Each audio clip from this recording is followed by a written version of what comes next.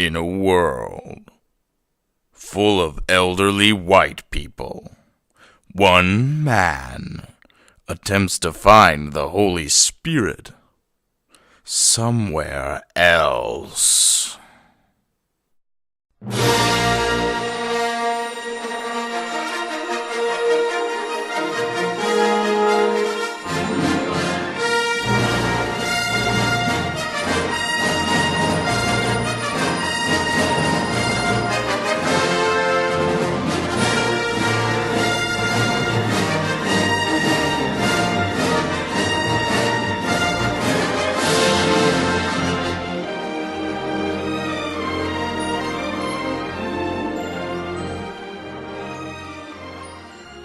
So this is my research partner and my little sister, Mrs. Grace Kuehl.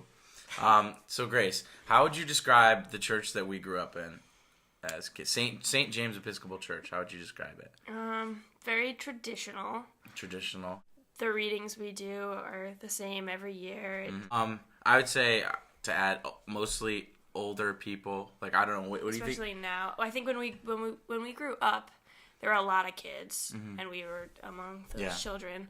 But now it's a lot of older people, and they don't like new things. Yeah, they don't. I would say like a median age in our church is like 55, 60-ish. Like that's like most people are between 50 and 150.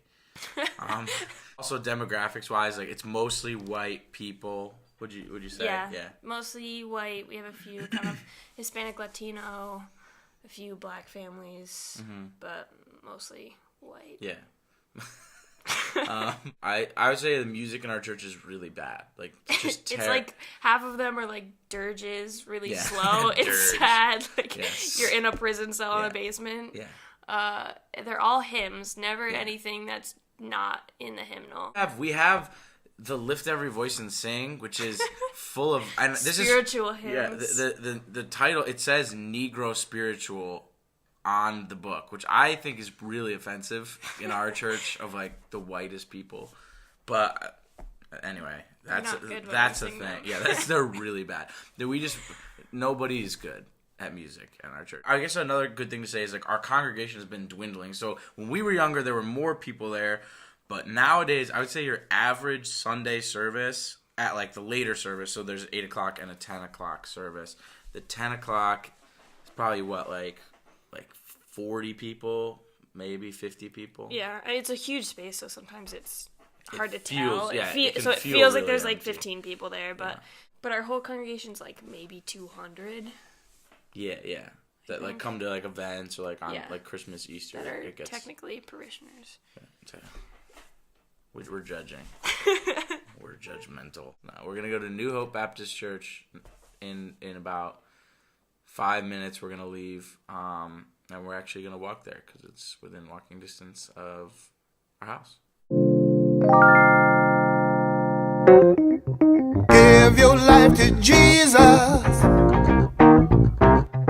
Give your life to Jesus. Only one that can save you. Only one that can raise you. He's the one, the only one to see you through.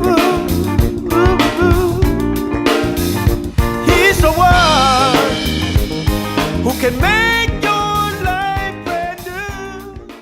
So we just got back from New Hope Baptist Church. Wow, it was wild. It was an experience. A lot of things. I would say my first observation, the church is beautiful. It's very different. It's not like a cathedral. It's very like a lot of wood, a lot of light, which is really cool.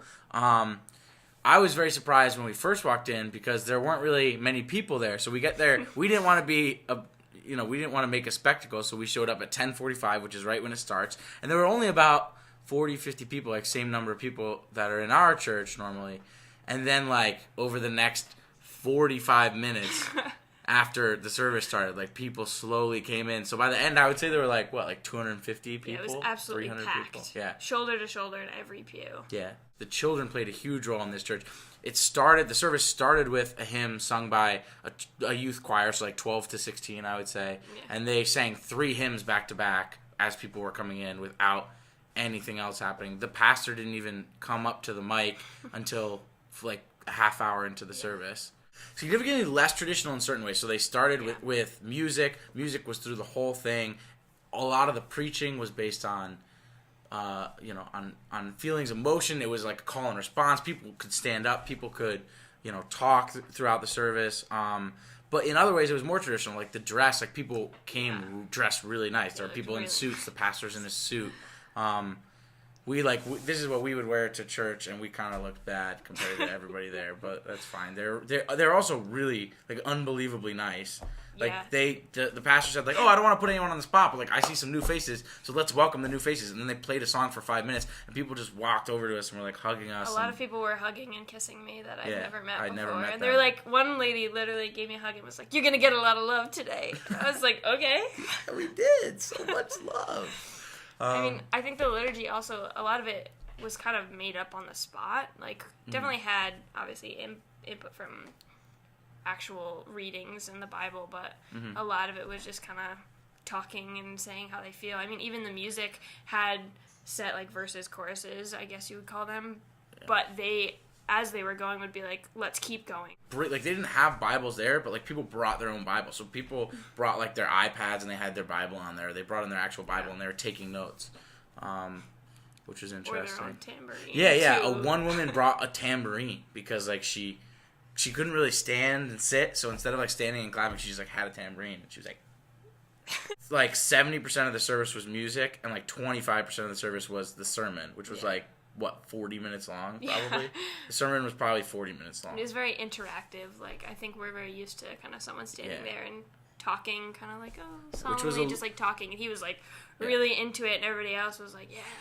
Yeah, it was a little uncomfortable at times because we're like New England white people, and I'm like, oh, nobody talked to me ever that I don't know. And he's like calling people, like, come on up, anybody who wants to, anybody who's new today, anybody who's who's just feeling good, come up. And I didn't want to go up. I just didn't want to today. I was feeling pretty good, but I didn't want to.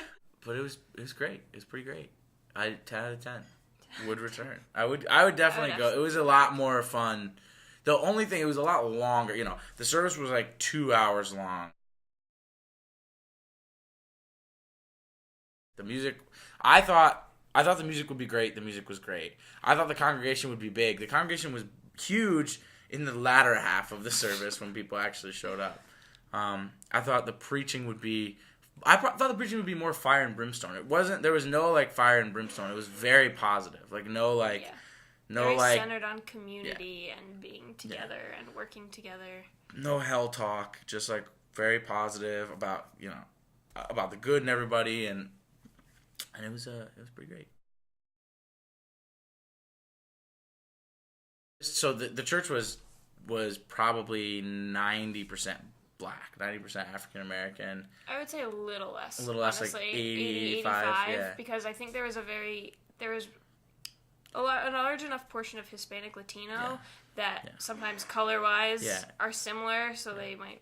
And there were a couple white families. There were a couple interracial families. Yeah. There were some, I think there was an Indian guy that I saw there too. So they definitely like made a point to bring up racial issues a little bit, like not aggressively. So like it was definitely there as a theme of what's going on in our society. But it wasn't like I didn't, as a white person, feel uncomfortable at all with that. Yeah, it was very because the pastor talked a lot about those boundaries and that it doesn't actually that it doesn't matter. And but it sounds like that's like something that they're that's a concern for mostly black church are the issues that are going on. But other than that, I mean, it seemed honestly to be a thriving community, more thriving than our. I mean, our church community is kind of dead and dying. Again, this group, they make a point to involve the kids. They make a point to get people excited about being there, excited about giving, and to get, again, to welcome new people in. So they seem, people are glad to give. They when people and glad to welcome. Yeah. So it seems like they are big, that they're growing. They're opening a new branch in Waterbury. It seems like they have people volunteering. They have young people, growing the church. So it seems like a thriving community.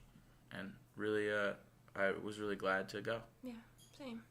So, yeah.